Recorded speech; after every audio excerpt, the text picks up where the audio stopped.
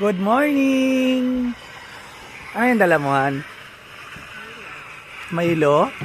Good morning! Pangalawang araw na nga pala namin dito ngayon. At ayan, mag-almusal muna kami. Yung bote pala na yan, yun yung pa-welcome sa amin kagabi ng aking kapatid. Napakaganda na nga ng sikat ng araw dito, 6 AM pa lang. Ang aga din namin magising dito. Kahapon nga pala, pagkadating namin galing ng biyahe, ay nagpunta agad ako sa grocery kasi namili ako ng mga kailangan tulad ng toiletries. Tapos nakita ko itong sugar balls. Ito ang paborito ko nung bata ako, kaya tuwang-tuwa ako nung nakita ko to sa grocery. Kaya bumili kaagad ako para ipatikim din sa mga anak ko. At ako rin, syempre na-miss ko siya. Kaya ito ang almusal ko ngayon. Sobrang paborito ko talaga itong sugar balls na to. Naalala ko pa noon kasi may tindahan ng nanay ko.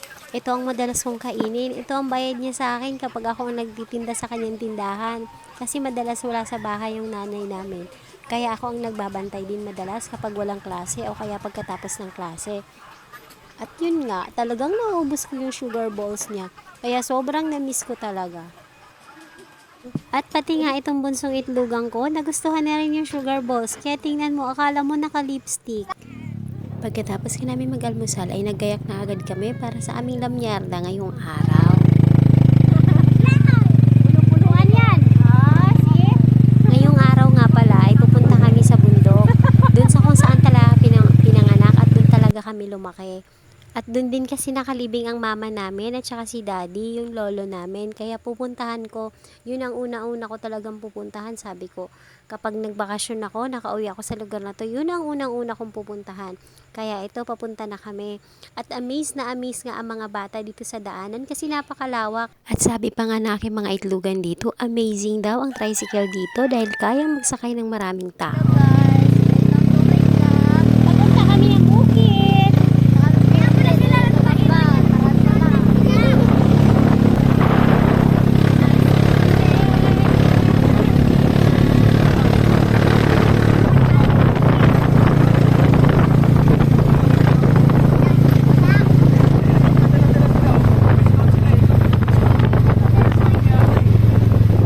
Habang nasa biyahe nga ay napakadaldal na aking mga itlugan.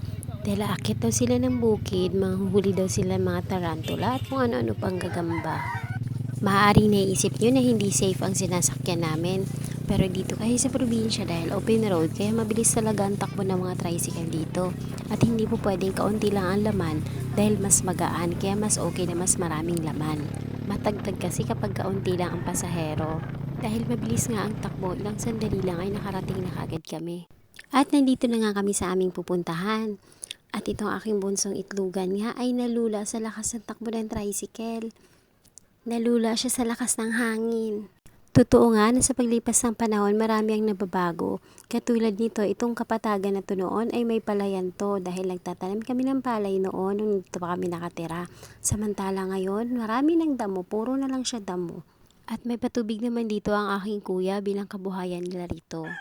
Siya nga pala, dahil mahirap naman makasakay dito pabalik doon sa pinagstayhan namin, ipinaghintay na lang namin yung may-ari ng tricycle at babayaran na lang namin siya hanggang sa pabalik namin. Tamang-tama din kasi kaibigan naman ng kapatid ko yung may-ari ng tricycle.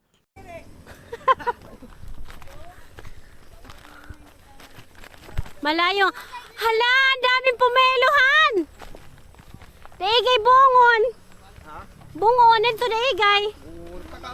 Limon. Limon. Bungon yan. Ito alam sa inipawan? Gabi palaw. Gabi paw. Tita. Kumusta? Tita.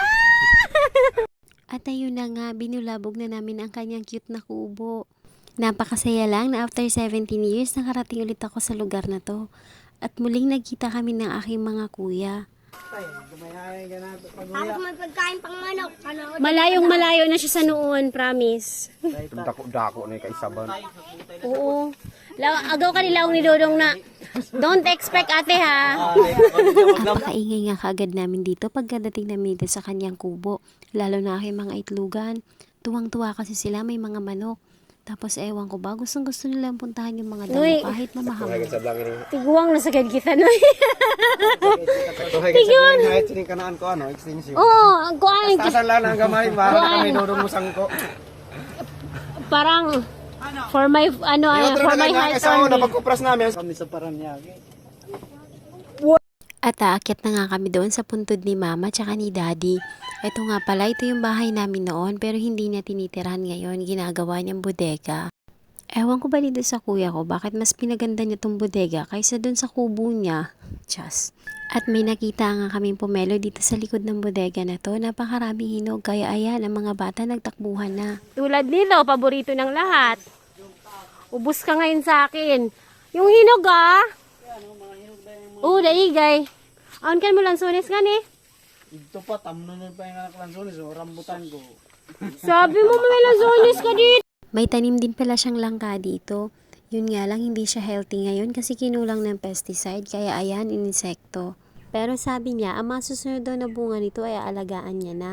At ang mapakinabangan man lang, pwede rin naman kasing ibenta. Pambili ng bigas na rin, di ba? Pwede na. At saka para daw pag bumalik man kami dito, eh makakatingin naman dito.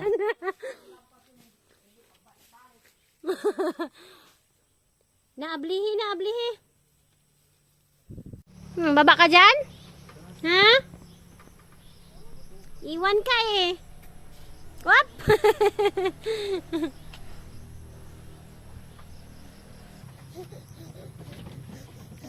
Ganito noon yung mga panggatong namin.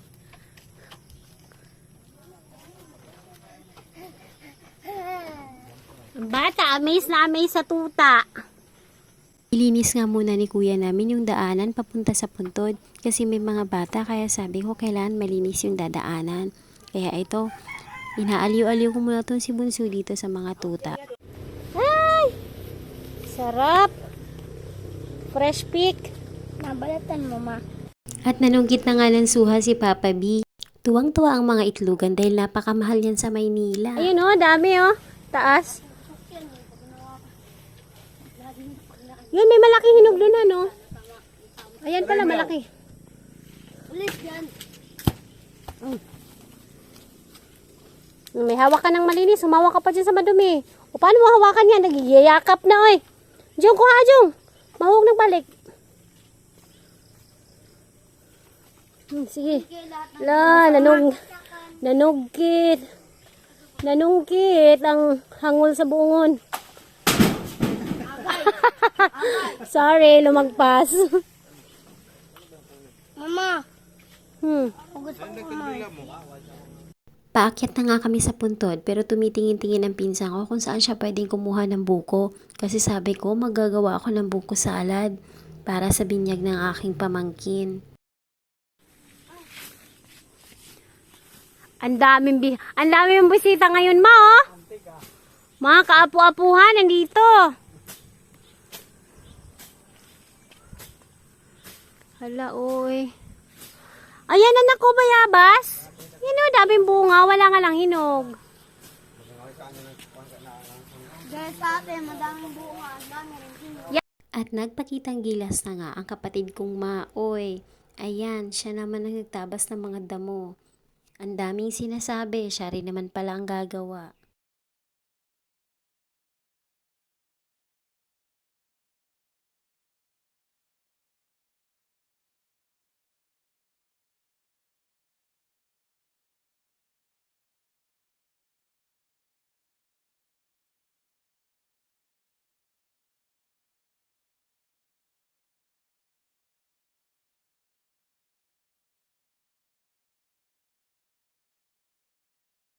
Tulog naman to! Pero masarap yan, anak. Organic yan. Ano? Oblong daw yung bayabas niyo dito. Bayabas niyo daw dito, oblong. Noy, ang imo daw bayabas dire, oblong.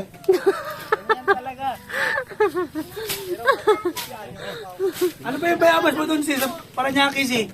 Ano pala ang bayabas niyo sa Paranaque? Bilog ba? Dito oblong?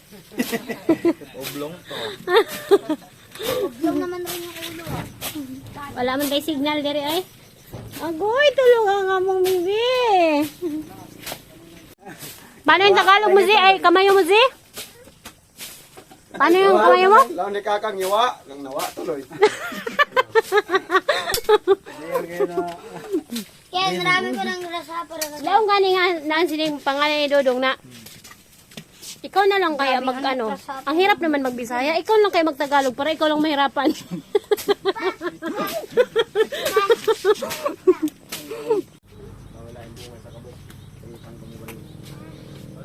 Hi, ma.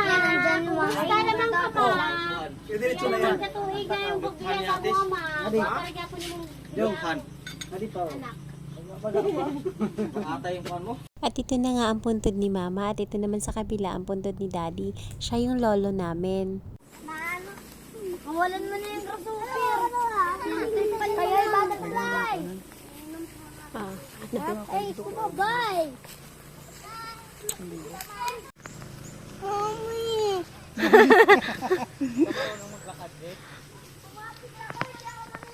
Ganito yaw. Ang daanan. Hindi ako marunong maglakaw. Pag di ka marunong maglakad. Maganda nakapaan nito. Matatugan ko sa ano? Ha? Melo! Putot oh, putot. lagi. Pauna mo raglapad man. Bumaba na nga kaagad kami at sabi ko sa kuya ko, dahil hinisama niya yung mag-ina niya, pupunta kami sa bayan. Para sabay-sabay kami mananghalian. Batod!